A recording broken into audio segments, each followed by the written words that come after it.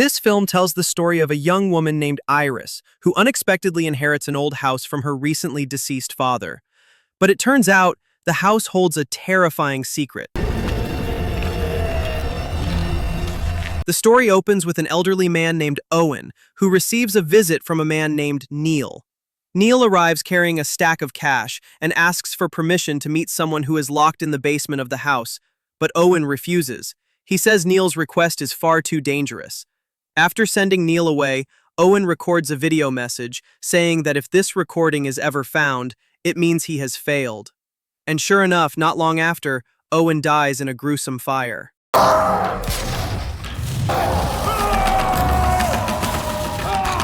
Time jumps forward. We're introduced to Iris, a young blonde woman. Along with her best friend Katie, they are seen secretly stealing items from their shared rental room. They're behind on rent and trying to survive. Suddenly, Iris receives a phone call. Her father, Owen, has passed away.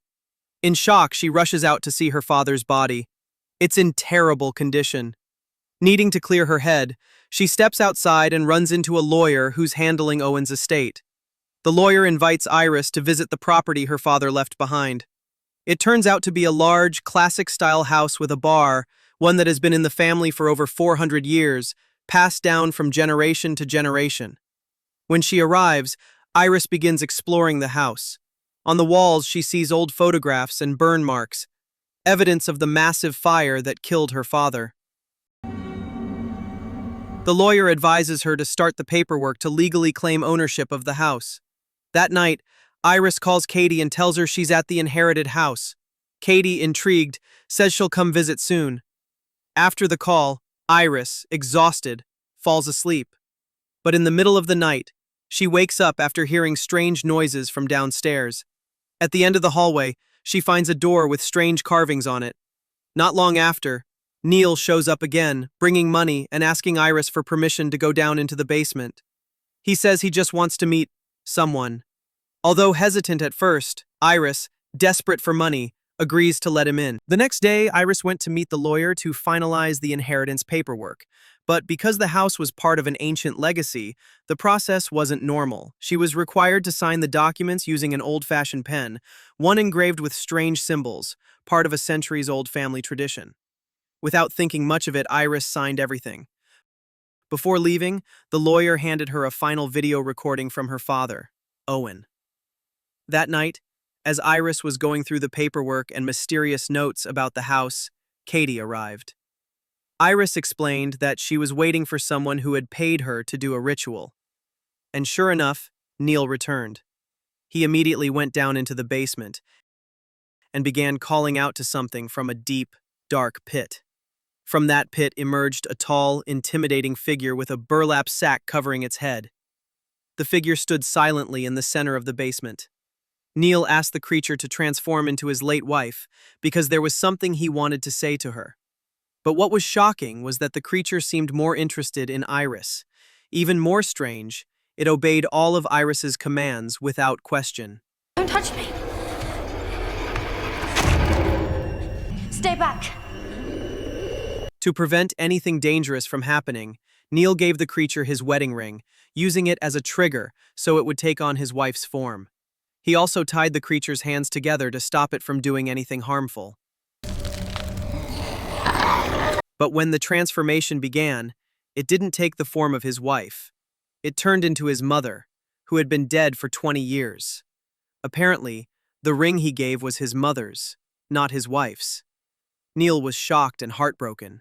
Still, he insisted on speaking with his wife. He begged Iris to repeat the ritual one more time so he could say his final goodbye. Confused and frightened, Iris told Neil to leave for now, as everything was getting too strange to handle. A short while later, the two of them sat down to watch Owen's final video. In it, Owen revealed a terrible secret. Whoever is officially registered as the owner of the house will be permanently bound to the witch in the basement. This being will obey the owner's every command. It has the power to bring the dead back to life. But with every use of that power, the creature grows stronger. Owen went on to explain that the witch can only bring someone back to life for 2 minutes. Once that time is up, the creature takes over the body. and whoever signs the deed to the house will be cursed to guard the witch forever. If anyone tries to run away, they will suffer from the curse, sudden death, or strange illnesses. After hearing all of this, Katie urged Iris to leave the house immediately. But Iris refused. She believed she could control the witch, since the creature was completely obedient to her. Besides, without the house, Iris was just a broke woman behind on rent with nowhere to go. With no other choice, Katie reluctantly stayed to keep Iris company. Shortly after that, Iris wrote a warning message on the stairs leading to the basement. The message was directed at the witch, commanding it not to cross the boundary. You can't cross this step.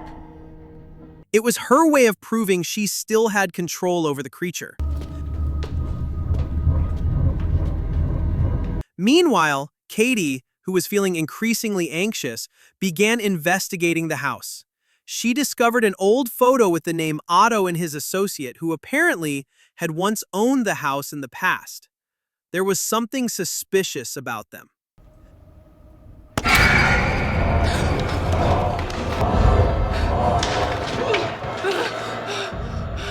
The ritual was performed again. This time, Neil attempted to bring back his wife, Sarah, for one last time, and it worked. Sarah reappeared before him. Neil was overwhelmed with happiness. In the 2 short minutes they had, he explained to Sarah that she had died in an accident. He also apologized for everything he had done wrong during their marriage. But sadly, that emotional moment didn't stay peaceful for long. Neil, who started off with sincerity, suddenly became emotional and accused Sarah of cheating on him before her death. He demanded to know where she was the day she died. An argument broke out right in the middle of the brief time they had. 30 seconds. Iris panicked. She warned Neil that his time was almost up. When she tried to command the witch, the creature responded with a cryptic message. Help me. The 2 of us are prisoners in this house. Dean, you have to listen to me. We are both prisoners. Everyone went silent. They were all disappointed. 2 minutes that could have been spent on closure were wasted on Neil blaming his wife for an affair. Katie, now furious, kicked Neil out, telling him to stop getting involved with Iris and the witch. After that, Iris was left shaken. She saw a vision of her father in the mirror. It felt like a dream or maybe a hallucination. She watched as Owen tried to speak to his own wife in the past, warning her of the curse. In that brief conversation, Owen tried to warn Iris too. You have to stop this before you get trapped like I did. The vision ended with a replay of the moment when Owen was burned alive, the day he tried to break the curse alone.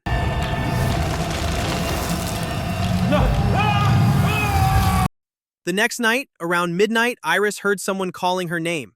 She thought it was Katie, but when she went to check, it wasn't Katie. It was Owen again, urging her to get out of the basement immediately.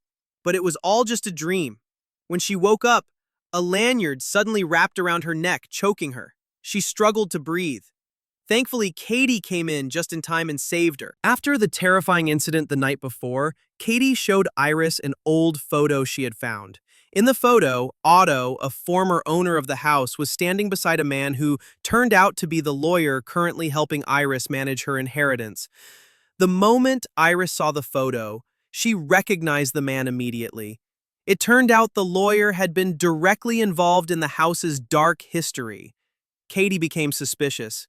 She was convinced that the lawyer had deliberately tricked Iris into signing the deed, tying her to the house's curse. Katie once again begged Iris to leave, but Iris refused. She didn't want to return to her chaotic life, moving from place to place, owing rent, with no direction or stability. Frustrated, Iris kicked Katie out of the house. Still feeling uneasy, Katie decided to investigate further. On the back of the old photo, she found Otto's home address. Believing it could be a valuable clue, she immediately went to the address. When Katie arrived at Otto's old house, she discovered a pile of important research documents. The papers detailed the origins of the witch, how the curse works, and Otto's attempts to stop it. Katie knew these documents were crucial. Without wasting time, she headed back to Iris's house to show her what she had found. Meanwhile, back at the house, Iris was alone and growing more desperate. She decided to revive her father, Owen, hoping to ask him directly how to break the curse.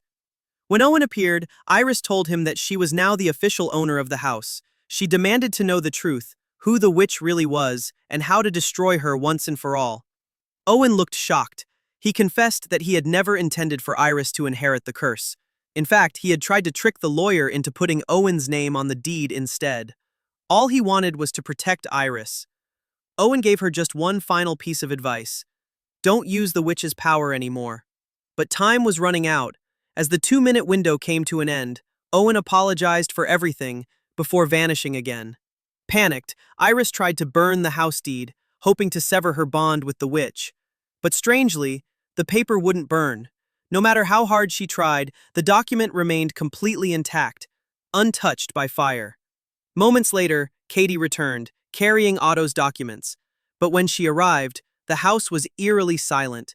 She didn't realize that Iris was unconscious, collapsed inside the bathroom.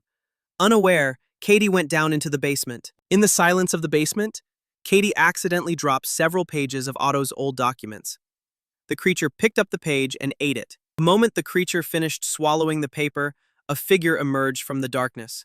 It was an elderly man, Otto, the former owner of the house, long believed to be dead. He turned to Katie and said, "You want to know what this place really is? Fine." He explained that a long time ago, a brotherhood built this house.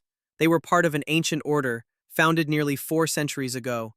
This brotherhood had discovered a woman with supernatural powers, a being capable of raising the dead with just a touch and a few words. They called her the Eternal Witch. At first, they treated her as a symbol of glory. They built this house as a temple to contain her power. But over time, the brotherhood grew greedy. They began abusing the witch's abilities. When the witch refused to cooperate, they turned on her. What followed was the cruelest act in the history of the house. They burned the witch alive, right there in the basement.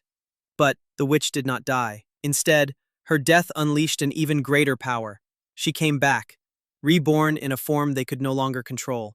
She cursed the entire bloodline of those who had built the house and began spreading plague, death, and madness. Terrified, the Brotherhood made one final attempt to contain her. They sealed her deep in the basement and created a system of inheritance. From then on, each generation would have one person assigned as the guardian of the witch. The condition was simple. That person must sign the deed to the house, becoming the official owner. That person, whether it was Owen, Otto, or now Iris, would be bound for life.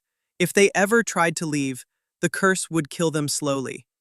Otto looked at Katie with heavy eyes and said, "I wasn't a guardian, neither was Owen. We were prisoners. And now, Iris is the next victim." After saying those words, Otto's body began to shadows, as if his existence had only been borrowed by the witch for that one brief moment. The next morning, Iris received a phone call. On the line, she heard Katie's voice, frantic and afraid, begging for help, saying she was trapped in the basement. Without thinking, Iris rushed downstairs. But when she got there, everything was quiet.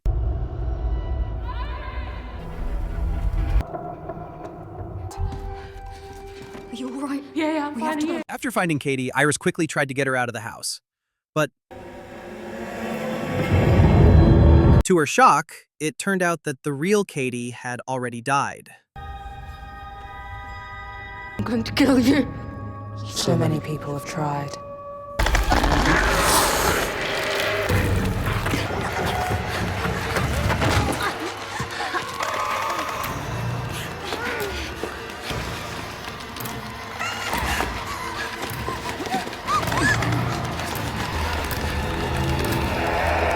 A moment later, we see Iris feeling guilty over her best friend's death. While suffering from a migraine, Neil gave her some medicine and told her to rest. I'm fine. You should go rest. I'm fine. I can do this. As night fell, Iris woke up feeling strange. She realized that the medicine Neil gave her had actually made her pass out. Still feeling suspicious, Iris became confused when she heard Neil's voice coming from the basement.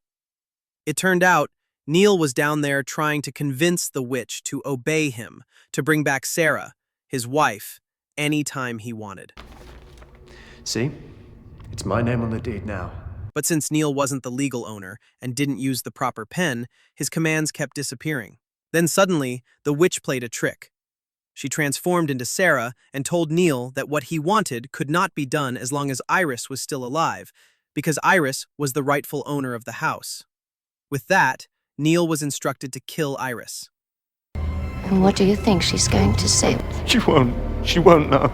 She already does. Panicking, Iris tried to warn Neil, told him it was all a trick. You need to move on. I don't want But Neil had already lost control.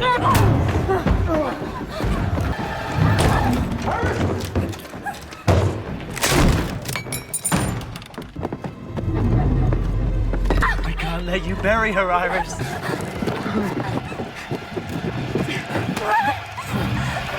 Please.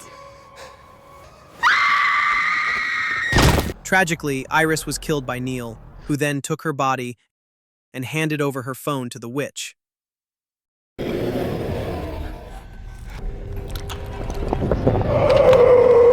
Later, Iris came back to life, but it wasn't really her anymore. Neil grew frustrated.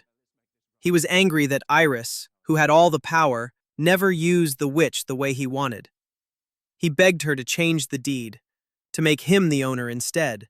But the witch, now fully inside Iris's body, simply thanked Neil for everything he had done, for killing Iris and reviving her. Because Iris was the rightful owner, and now the witch had taken over her body, there was no one left to bind her. The witch was finally free to roam the modern world without restriction. And just like that, the film ends.